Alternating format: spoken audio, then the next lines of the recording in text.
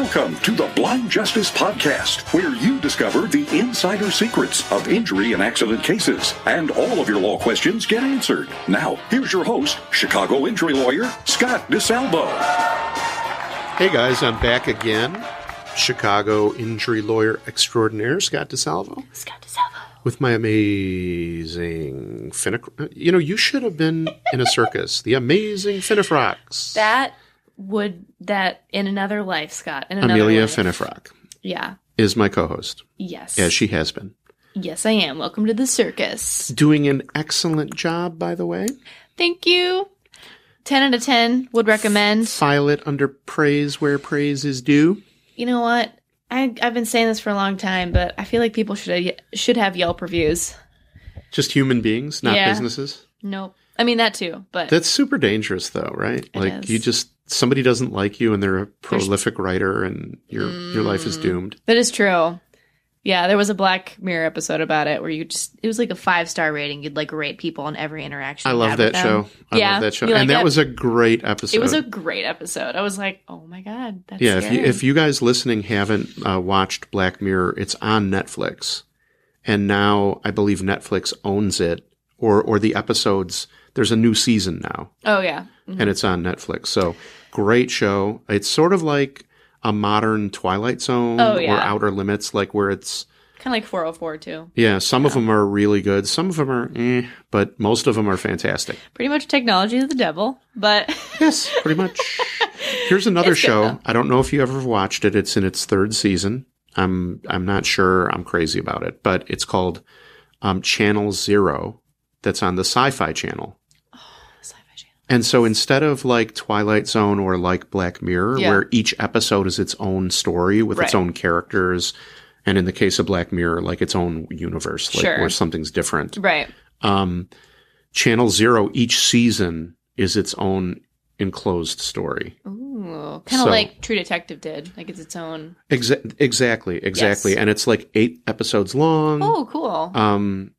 Really, really, really good. I'll check that out. Like the first season is about a guy who is a psychiatrist who had a twin who was murdered by a mass murderer, and he goes back to his hometown. It's creepy. It's such a great show. And then the second season was about like a Halloween haunted house. Oh, yeah. Where it's just bizarre. Like it leads to a different reality. What? Oh, I want to watch this. It's really good. You should really watch it. Oh, God. That sounds awesome. Yeah, that sounds cool. So if you guys are into that sort of horror or sci-fi freakiness, both Black Mirror and Channel Zero on Sci-Fi Channel. Do you watch American Horror Story? I thought the first season was a home run. I thought the second and third seasons were... I'll be honest, I felt like they started just using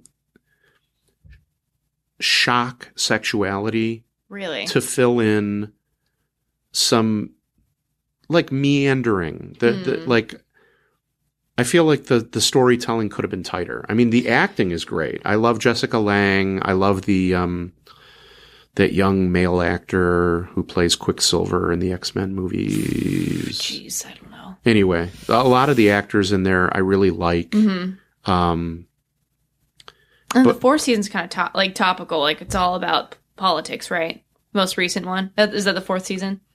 No, I think that's like the 5th or 6th season. 5th or 6th, okay. Which I haven't watched. Like I watched whichever season was the circus one. Yeah. Mm-hmm. I just felt like it's like, okay, you guys are just anything shocking and bizarre you can put on the screen, you put it on the screen. Whether it really suits the story or not, it is starting to become irrelevant. I wish the stories were tighter. Yeah. Is my point. I feel like that's the death of TV shows when it's like shock for shock's sake, like what Glee did. I mean, it's just crazy. I don't know if you're a Glee watcher, but like just I loved the first 2 seasons of Glee. Oh, awesome. The season with Christina Chenoweth. Oh my God, Kristen Chenoweth. Or yes, Kristen amazing. Chenoweth. Yeah, yeah. So good. How can't you love her just as a person? She's perfect. She is literally a pocket-sized person. Yeah, she's perfect. And she's like, she seems like she would just naturally be a super positive. Oh yeah. And then like the kids that were cast, the first couple of seasons were great, and then I just stopped watching it. Yeah, it got ridiculous. Can I spoil it for you? You can. Okay, like folks. Spoiler alert. I know that TV shows have absolutely nothing to do with injury law, but the truth is that Amelia and I are very lonely people. We really have no other people in our lives other than you. Please call us. Please forbear judging us. This is a safe place, okay? Spoiler warning. Spoiler warning. Proceed. Why don't we have a button for that? No, so the most popular girl, what was her name? She's blonde. Quinn. Her name is Quinn. Mm-hmm. She gets into a car accident and she has to go around in a wheelchair. And it's like, really? We already had someone in a wheelchair that learned to walk. Actually, yeah, he did. He learned to walk. That also happened, which I think is insane. He was I'm never going to walk again. And then he somehow was able to walk again. And then she gets into gets in an accident and she's in a wheelchair. And it's okay. Talk about running out of ideas. It's a trope. Yeah. I'm okay, we get it. Yeah. Shark jumpy. Yeah. Jumping sharks in wheelchairs. It's just, and I don't know. It just seemed like they did it to be shocking. And it's that doesn't actually happen. It's always been true that when you're running out of ideas, you go for the schlock and you go for the shock. Right. But I will be honest, I am not a J.J. Abrams fan. And he sort of made his bones and got famous with the TV series Lost, which was 15 years ago or something. Yep. Great show. I started watching the show. I got several episodes into it. I finally finished watching the first season or whatever. Yeah. And I'm like, okay, so every episode or two, all they do is introduce a freaky thing. And the fact that you're seeing freaky things is supposed to hold your interest, but they never really explain the freaky thing, like the polar bear on the desert island or the smoke monster, the this, the that. It's shock for shock's sake, or it's they're sitting in a writing meeting, drinking or smoking pot, and they're like, bro, wouldn't it be cool if there was a polar bear out of nowhere? And then we said, dude, wait, let me write that down. That's great. And then they just keep doing episodes where they just come up with new shocking things. Yeah. Uh-huh. And an argument could be made that J.J. Abrams does that in every project. And then occasionally he works with other people who actually rein him in and say, wait, there has to be an end to the movie. Right. So or a purpose behind it. I'll explain why that, but Lost, it didn't happen. No. And even the recent Star Wars movies. So you have The Force Awakens and then the most recent one. Have you seen them or no? I have not. No. Okay. But you can go ahead and spoil them because I don't care. Yeah, I'm not going to spoil them. All I will say is there are no end of YouTube videos of people pointing out the shortcomings storytelling-wise between the first and second new series. Yeah. Because it's the exact same thing. Yeah. J.J. Abrams sets up all these mysteries in the first episode, and then the second movie kind of craps all over them. Yeah. Instead of there being a payoff or furthering the mystery. Yeah, that's frustrating. Yeah, I don't get it. Even if it's not what we want. Right. Be strong and wrong, you know? Yeah, I think J.J. Abrams ruined the relaunch of Star Trek. I think what he's doing with the Star Wars movies is not very good. No. I don't he's clearly made some people in Hollywood some money so that they think he knows what he's doing, but I honest to God don't think the guy has clue one. No. Anyway. You know what? All I can think about right now is the descending from Lost. That was the thing I remember the most. And that was the best thing that ever happened to that show. The sound effect. Yeah. Scared me. Yeah. Speaking of being scared. It is a creepy sound. So now that we, so clearly this is a cultural commentary podcast now. Oh, sure. Yeah. Uh-huh. Pushes glasses up to nose. So folks, back to injury law. Yes. Sorry. It's, part of the problem. Sorry, J.J. Abrams fans. Yes. Not sorry. Part of the problem of having a co-host you enjoy shooting the breeze with is half of the podcast is us shooting the breeze. But back to, we're answering questions about injury law. In this podcast, it's a workers' comp question. So we got a Chicago workers' comp question from a person who got hurt at work. And again, not legal advice, but No. hopefully I'll be able to give some insight into it, and hopefully it helps you answer some questions. Amelia, take it away. I was working for an employment agency at a factory. I got hurt at work when a forklift operator lost control of the forklift and ran into the assembly line. Would I still be covered under workers' comp even as a temp employee? After I was hurt at work, they called me and told me that they do not need me anymore. Can they just fire me like that? Yeah, so that's terrible. Fishy.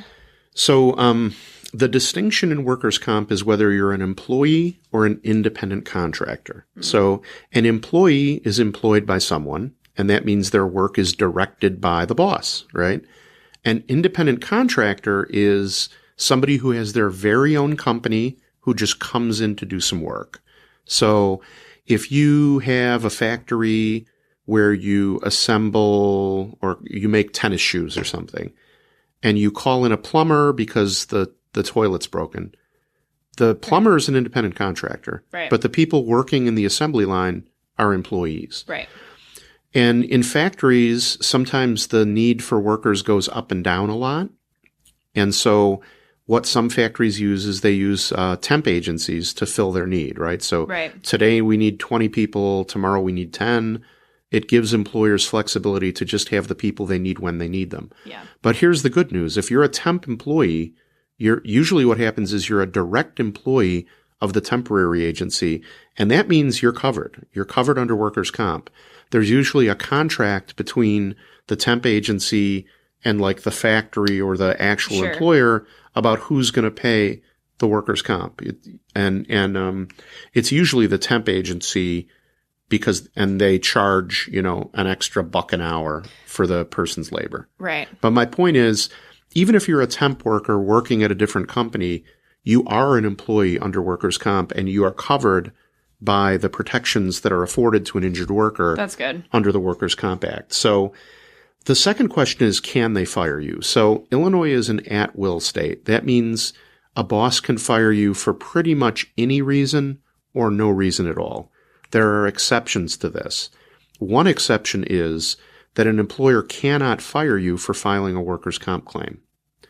But they can fire you for other reasons, and many times they will try to do it based on a pretext, right? So, he was late a lot, and then they falsify paperwork in your file showing that you were late all the time, right? I've seen it happen. But this is so most lawyers just tell people they can't fire you for filing workers' comp. And that's all they tell the person because they want the person to sign the comp paperwork. Right. And then a lawyer has a case and a lawyer gets a fee, but I don't do that. No.